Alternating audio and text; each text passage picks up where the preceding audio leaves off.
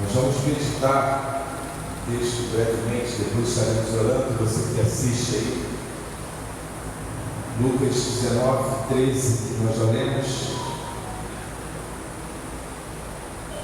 Chamou 10 de seus servos, confiou-lhes 10 minas e disse-lhes: negociem até que eu volte.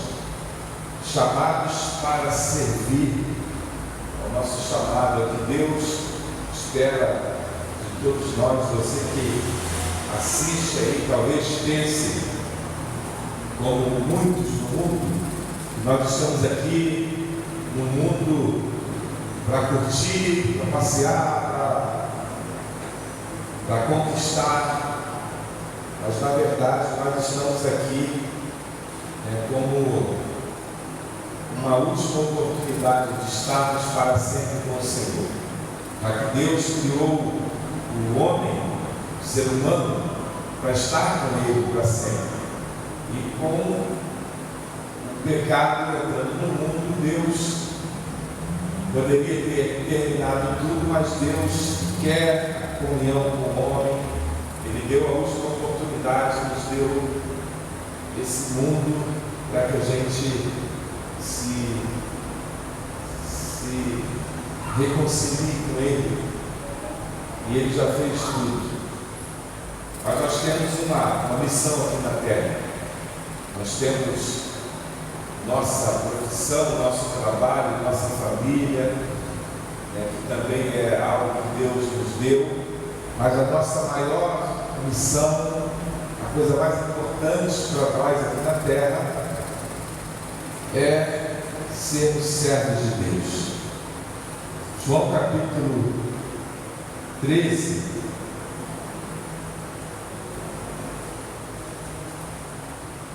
a partir do versículo 1, diz assim: antes da festa da Páscoa, sabendo Jesus que era chegada a sua hora de passar deste mundo para o Pai, tendo amado os seus que estavam no mundo, amou-os até o fim. Durante a ceia, tendo já o diabo posto no coração de Judas Iscariotes, filho de Simão, que traísse Jesus, sabendo este que o Pai tinha confiado tudo às suas mãos e que ele tinha vindo de Deus e voltava para Deus, levantou-se da ceia, tirou a vestimenta de cima e, pegando uma toalha, cingiu-se com ela. Em seguida, Jesus pôs água numa bacia e começou a lavar os pés dos discípulos e a enxugá-los com a toalha com que estava cingido. Quando se aproximou Simão Pedro, este lhe perguntou: vai lavar os meus pés, Senhor? Jesus respondeu: o que eu faço você não compreende agora, mas vai entender depois. Então Pedro disse: o Senhor nunca lavará os meus pés. Ao que Jesus respondeu: se eu não lavar, você não terá parte comigo. Então Pedro lhe pediu: Senhor, não somente os pés, mas também as mãos e a cabeça.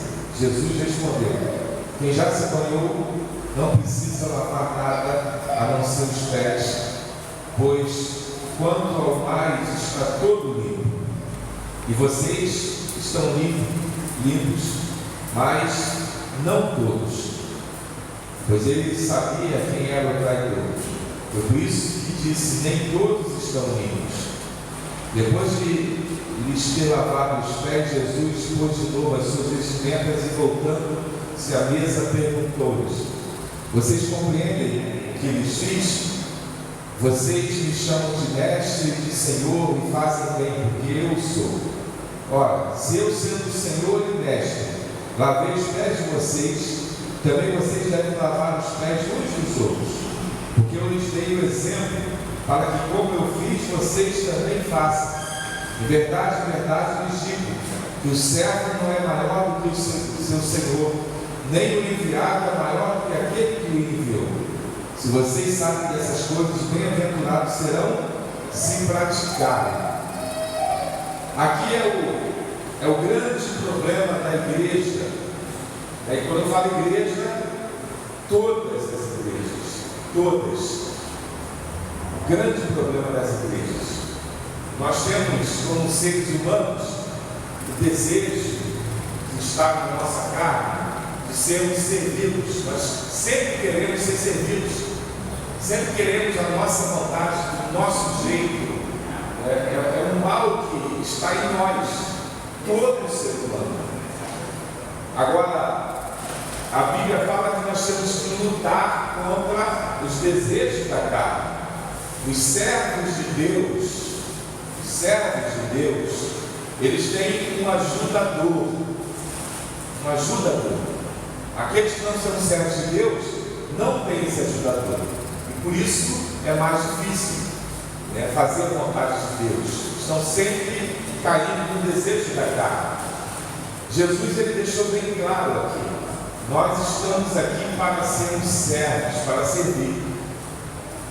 Mas apesar de ouvir pregação com esse texto várias vezes e outros textos que afirmam isso, infelizmente as igrejas estão cheias de pessoas que ainda não entenderam, que acham que devem ser servidas, porque às vezes tem algum cargo, porque tem tempo, mais tempo do que o outro que está chegando. E Jesus, sendo quem ele era, ele deixou bem claro isso. Ele deu exemplo.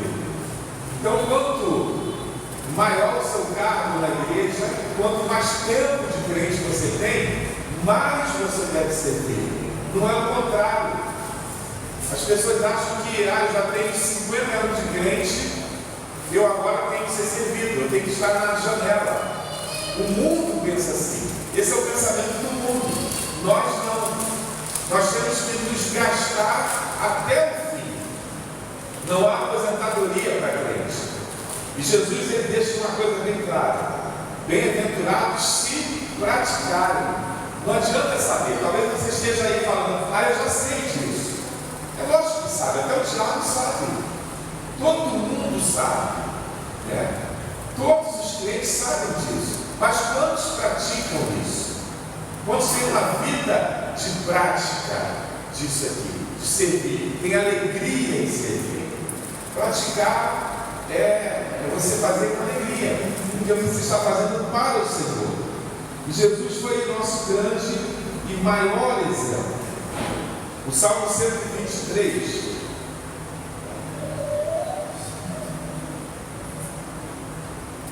Salmo 123, versículo 2. Como os olhos dos servos estão atentos às mãos dos seus senhores, e os olhos da serva à mão da sua senhora, assim os nossos olhos estão atentos ao Senhor, nosso Deus, até que tenha compaixão de nós. A nossa posição deve ser essa que o salmista afirma. Como os olhos dos servos estão atentos às mãos dos seus senhores, os olhos da serva à mão da sua senhora, assim os nossos olhos estão atentos ao Senhor. O salmista nos lembra isso. A nossa missão, a nossa posição deve ser essa: estar atento ao Senhor, aquilo que o Senhor quer. Vai para lá, vem para cá, ali, para cá. Nossa missão é essa como servo. Mas nós esquecemos disso. Entramos na igreja um dia, nos convertemos e aprendemos isso, que somos servos, que temos que servir, mas o tempo passa e a gente acha que é igual no quartel, que é igual na empresa. Quando o tempo passa, você sobe de cargo e você passa a mandar. É o natural, e não é pecado, Até então não é pecado nessas circunstâncias. É o normal. Você está numa empresa, você tem um tempo, dependendo da sua capacidade, você é promovido e você passa a mandar. Mas você sempre vai ter alguém que manda você. Por mais que você seja chefe, alguém é seu chefe. Você nunca vai deixar de servir. E lá na empresa é assim. E ai de você se não fizer isso, se deixar de servir. Mas nós gostamos da parte de mandar, de ser servido. O ser humano gosta disso. Mas aqui, o salmista nos lembra isso: a nossa posição enquanto estivermos aqui na terra, como para com o Senhor, é essa: estar atento àquilo que Ele quer. É como nós estamos, às vezes, numa missão militar, e determinadas missões, na sua grande maioria, nós não podemos falar pela questão do silêncio, e a comunicação é sempre por gestos, e o militar aprende isso. Todos os gestos, antes da missão, aqui é feita uma reunião para relembrar, e lá na missão, uns olham para os outros, e aqui todos olhando para o chefe. Quando determinado momento chega, ele gesticula, Existem vários gestos que o militar entende e ele faz, ele cumpre. O salmista está falando isso. Temos que estar atentos, com os olhos atentos às mãos dos seus senhores. Nós servos. Quem é o nosso Senhor? Você está atento àquilo que Deus quer? Esse texto mostra estar atento à vontade de Deus. Mas como é que eu vou saber a vontade de Deus? Esse é um outro problema. Tem muita gente que realmente não sabe a vontade de Deus, mas porque não quer, ou porque ainda não é crente e aí não ouve a Deus, ou porque não está preocupado com isso, com a voz de Deus, só quer fazer a sua vontade, só dá vazão à carne e ouve a voz do diabo. O diabo, ele desrespeita, ele fala sem você querer saber, sem querer ouvir. Está sempre falando, sempre soprando, e as pessoas ouvem isso. Agora Deus não, Deus, Ele respeita. Se você não tem tempo para Deus, se você já toma uma decisão, eu estou com raiva, eu vou fazer isso, ou às vezes nem pensa, já faz, é um problema seu. Essa é a questão. Nós ficamos às vezes com raiva, nós ficamos preocupados, e nós fazemos as coisas. Não paramos, não perguntamos a Deus. Fazemos simplesmente. E nos esquecemos de uma coisa. A Bíblia fala que tudo que o plano tem fora. Tudo que ele faz vai ter um retorno. Então, se você é desse tipo que faz, aí ficou nervoso, faz, aí quer alguma coisa, faz, mas não ouve, não ora, não espera, você vai ter consequências. Você vai fazer coisas que provavelmente não vão agradar a Deus e vai ter consequências. Então lembre do salmista, esteja com os olhos atentos às mãos do Senhor. O que Ele vai falar, o que Ele vai fazer. Quando nós conhecemos o nosso Senhor, a gente sabe os gestos, a gente conhece. Romanos capítulo 12.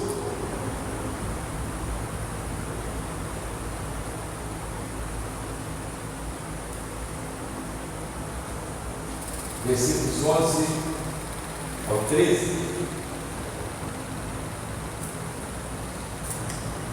Romanos 12, do 11 ao 13. Quanto ao zelo, não sejam preguiçosos, sejam fervorosos de espírito, servindo ao Senhor. Alegrem-se na esperança, sejam pacientes na tribulação e perseverem na oração. Ajudem a suprir as necessidades dos santos. Pratiquem a hospitalidade. Nosso lema deveria ser isso aqui. Nosso modus operandi, nossa forma de agir, deveria ser essa aqui. Pena que às vezes é raro. Muitas vezes nós não fazemos isso. Quanto ao zelo, não sejais preguiçosos. Quantos têm preguiça de servir ao Senhor? Quantos não estão na igreja hoje por preguiça? Eu não estou julgando ninguém, porque eu não sei, e também não me interessa julgar ninguém. Mas é uma pergunta: será que existe alguém que não veio hoje por preguiça? Eu não sei. Mas é possível? É possível. Possível que alguém hoje está com vontade, está com preguiça, está muito frio. É possível. Eu já senti isso. Quem é que nunca sentiu preguiça? Quem nunca sentiu frio, vontade de ficar em casa, quentinho? É lógico. Mas a Bíblia nos alerta quanto a isso. Sabe por quê? Porque se fosse um churrasco, podia estar caindo tempestade. A gente vai. Agora, volto a dizer, não estou julgando. Eu sei que tem gente que está trabalhando, tem gente que está estudando, tem gente que está doente. Eu sei. E Deus sabe, que é o mais importante. Mas o que nós temos que refletir sobre isso. Não sejam preguiçosos. Porque como servos de Deus, isso desagrada a Deus. Ser preguiçoso. O nosso papel de servo é ser desta forma aqui. Quanto ao zelo, não sejam preguiçosos, sejam fervorosos de espírito, servindo ao Senhor. Alegrem-se na esperança, sejam pacientes na tribulação, perseverem na oração. Sejam pacientes na tribulação. Quantos desistem? Estou com problema, estou com problema da família, estou com problema no emprego, estou com problema de saúde, e eu não quero mais. Desiste. Eu não vou mais, eu vou só quando melhorar. Seja paciente na tribulação. Confie em Deus, espere nele. Tenha certeza de que Ele está no controle. João capítulo 9, versículo 4. É necessário que façamos as obras daquele que me enviou enquanto é dia. A noite vem quando ninguém pode trabalhar. Como servo, nós temos que cumprir o horário. Qualquer empresa, ela tem o seu horário. E aí daquele que não cumprir. Aí daquele que fala, hoje eu não vou trabalhar, eu vou sair mais cedo. Aí daquele, você tem que cumprir. O que o texto nos mostra é que nós estamos aqui com uma missão, não estamos aqui a passeio. E muitos acham que a vida cristã é um clube, onde você vai para se divertir, para ver os amigos. Aí hoje você não está afim, hoje você está cansada, porque você só vai para ver os amigos. E amigos não são prioridade. Prioridade é você, é a sua família. Por isso a gente às vezes tem a vida que tem. Mas a Bíblia nos exorta a servir enquanto é dia, ou seja, enquanto é tempo, enquanto estamos vivos. Por isso estamos aqui. Tem muitos que estão no leito de hospital. Eu falei agora aqui do meu irmão, que do nada perdeu o movimento do braço e perna. Do nada. Estão buscando ainda, os médicos estão quebrando a cabeça, tentando descobrir, mas não sabem ainda. Coitado, está lá no hospital há mais de uma semana. E você que às vezes está em casa, você não valoriza isso. Enquanto é dia, enquanto você tem vigor, tem muitos irmãos já de idade que não têm condição de andar, dificuldade de saúde, mas talvez já tenham se gastado na hora. E aí isso é com cada um, porque senão é lamentável quando você chega a certa idade, quando você às vezes ficar doente e não tiver condições, o que você vai fazer? O que você vai apresentar a Deus? Deus, agora o Senhor sabe que eu estou de idade, que eu estou doente. Deus vai falar assim, eu sei, mas e antes? É por isso que nós temos que fazer enquanto é dia, ou seja, enquanto temos vigor, enquanto há tempo, enquanto temos oportunidade. Não perca a oportunidade, porque a noite vai chegar para todo mundo. E o que você vai ter apresentado?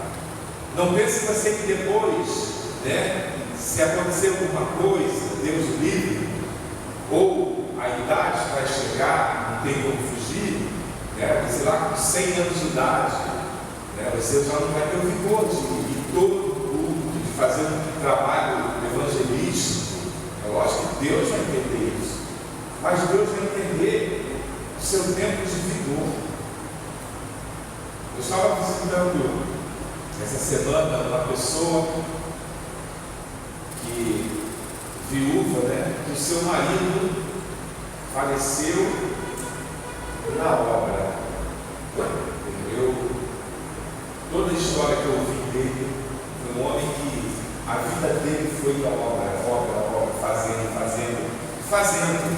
fazendo. Todos testemunhando. E partiu para o Senhor, mas fez. Cumpriu o papel dele. É comum a gente, às vezes no velório, ouvir aquele texto de Paulo, né? Cumpri minha carreira, guardei a fé. Será que todos têm esse privilégio? Pensem nisso. Devemos servir enquanto é dia, enquanto temos oportunidade. Marcos capítulo 13.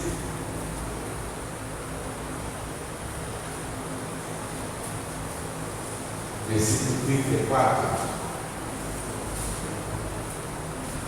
Marcos 13, versículo 34. É como um homem que, ausentando-se do país, deixa sua casa, dá autoridade aos seus servos, a cada um sua obrigação, e ao porteiro ordena que vigie. É o que Deus fez conosco. Deus, Ele deu a missão para todos. É como um homem que, ausentando-se do país, deixa sua casa, dá autoridade aos seus servos. O Senhor vai voltar e Ele vai cobrar de cada um a autoridade que Ele deu, a missão que Ele deu. 1 Coríntios 15, 58, é um texto também muito conhecido.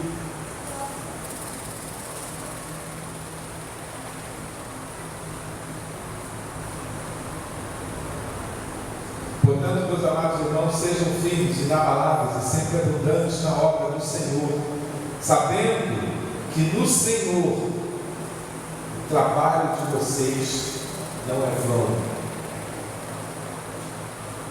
A gente busca sempre reconhecimento, né? O ser humano gosta disso. Eu estou aqui há 200 anos, ninguém me reconhece. Eu estou aqui nessa empresa, ninguém me reconhece. Todo mundo quer reconhecimento. É do ser humano isso. Mas aqui, né, e em qualquer lugar, como servo de Deus, a gente tem que trabalhar, fazer para o Senhor. Aquele que busca reconhecimento é aquele que não trabalha para o Senhor. Quando a pessoa busca ser reconhecida, ela não está fazendo para o Senhor, ela está fazendo para ela. Ela está querendo reconhecimento, ou seja, ela está dizendo: eu estou fazendo para que você reconheça. E quando você não reconhece, ela fica chateada. Por isso temos que ter cuidado quando você faz alguma coisa. Não espere reconhecimento de ninguém, porque se você esperar, é um sinal que você não fez para o Senhor. Porque para o Senhor, às vezes, a gente faz de qualquer jeito. Para o Senhor, a gente deixa de fazer. Para o Senhor, a gente falta, mas para a gente não. Quando é para a gente, para você ser reconhecido, para você receber uma promoção, aí você pode estar chovendo, pode estar doente, pode estar... Essa semana, o meu chefe chegou no quartel e reclamando de muita dor de cabeça. A cabeça explodindo, aí foi ao médico. O médico foi ver, verificou a pressão dele estava 15 por 150. Ou seja, estava muito alta. E aí deu a dispensa dele e ele voltou para a sessão. Não, já me deu remédio. E eu falei para ele: coronel, vai para casa, vai para casa. O médico já autorizou, vai cuidar da sua saúde. Aí ele pegou e foi embora. Nós somos assim. Às vezes no nosso trabalho a gente quer, né? Não é errado você querer fazer bem, mas às vezes a gente se mata por reconhecimento. Porque isso está em nós, tá? Eu tenho que cumprir minha missão, eu tenho que fazer, e a gente fica até doente por conta disso. Porque a gente vai ter um retorno. Você vai ser reconhecido, vai receber promoção, vai ter um aumento, enfim, você vai ter um retorno. Mas para o Senhor, muitas vezes, a gente não faz isso. A gente faz se der, se o tempo estiver bom, se eu não estiver cansado. O Senhor é assim. E quando a gente faz, a gente espera também reconhecimento. Porque esquecemos disso aqui. Sede firmes, inabaláveis, sempre abundantes na obra do Senhor, sabendo que no Senhor, ou seja, em outros lugares é vão. Às vezes você faz, não é reconhecido. Quantas vezes acontece isso? Até na igreja. Você trabalha, ninguém te elogia. Ninguém reconhece. Quando você deixa uma falha, todo mundo critica. Eu estou falando de igreja. De igreja. E não é dessa aqui não. De todas elas. Isso acontece. Você faz, ninguém percebe. O dia que você faz algo um pouquinho errado, todo mundo critica. Mas quem serve ao Senhor não se preocupa com isso. Ele vai sempre fazer com alegria. Ele nunca vai se decepcionar. Porque ele sabe que é para o Senhor. Ele sabe que para o Senhor não é em vão. Quem trabalha para o Senhor sabe que não é em vão. Mas se você trabalha para alguém, pode saber que vai ser em vão. A pessoa às vezes pode até falar, poxa, parabéns, foi legal, mas ela esquece. Ela esquece. O dia que você deixar uma falha, ela cai matando. Mas para o Senhor não. Por isso, tenha esse sentimento, servir sem esmorecer. E por último, Isaías capítulo 6, também um texto clássico. Isaías capítulo 6, versículo 8. Depois disso ouvi a voz do Senhor que dizia: a quem enviarei? A quem há de ir por nós? Eu respondi: eis-me aqui, envia-me a mim. Será que você está pronto? Será que você já disse isso para o Senhor? Porque o Senhor procura e continua procurando. Talvez você que esteja assistindo agora, em outro momento, não tenha percebido isso aqui. Talvez você tenha trabalhado até hoje para homens, buscando reconhecimento. Talvez você tenha trabalhado para o Senhor de uma forma preguiçosa, disciplinada. Mas Deus espera isso aqui de nós. E o melhor de tudo é isso. Além do privilégio de sermos servos do Senhor, que é a melhor coisa, que já foi pago, tudo já foi pago. Por mais que a gente faça tudo aqui na terra, a gente não vai pagar 1/1000 que Jesus fez. Mas apesar disso, o Senhor, a Bíblia fala que não é vão. Então, se você quiser, sirva ao Senhor, mas dessa forma, porque servir com medo de ir para o inferno, tem muita gente que é assim, acha que serve, mas apenas porque tem medo do inferno, reconhece que há inferno, reconhece que Jesus é o Salvador, sabe disso, mas muita gente que não é servo, é apenas um frequentador de igreja, porque conheceu, porque a família ensinou. Eu não sei, você que está aí assistindo, Qual a sua situação? O fato é que o servo do Senhor, ele tem alegria de servir. Ele não espera reconhecimento de ninguém, ele faz do Senhor, estando gente vendo, não vendo, ele faz do Senhor. Você tome uma posição. A quem enviarei? Envia-me a mim, eis-me aqui. É a resposta que Deus espera.